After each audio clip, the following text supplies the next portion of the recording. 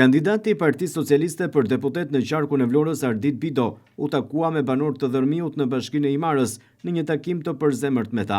Bido foli për programin e tij politik dhe ofertën që u jep atyre, ndërsa u tha banorëve se në drejtimin e institucionit të Arkivës së Shtetit e ktheu atë në dinjitoz dhe bëri që të mos futeshin më dokumenta të falsifikuara.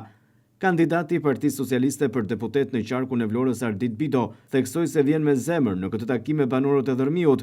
Ai premtoi se do të jetë lobues për të gjitha problemet që Dërmiu ka dhe premtoi gjithashtu një përfaqësim dinjitoz. Unë vi me zemër këtu, në këtej jam, dua të jem përfaqësues në parlament i interesave të komunitetit dhe jo përcjellës në komunitet i vendimeve të instancave shtetërore, dua të jem lobues në institucionet të interesave të komunitetit dhe jo çfarë vendosin instancat vishtu dhe ta bësh fakt të kryer, dhe rrjedhimisht prandaj kërkoj mbështetjen tuaj që deri në datën 11 maj të mund të bëjmë të trokasim në përshpije dhe të mundet të rrisim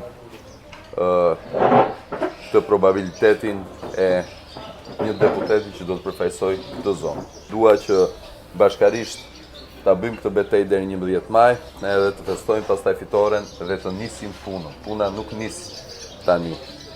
As në zgjedhje puna nis kur është mandat. Bido kërkoi votën e banorëve të Dërmiut më 11 maj për të vijuar zhvillimin e kësaj zone, por edhe për të qenë një zë i fuqishëm në Kuvendin e Shqipërisë.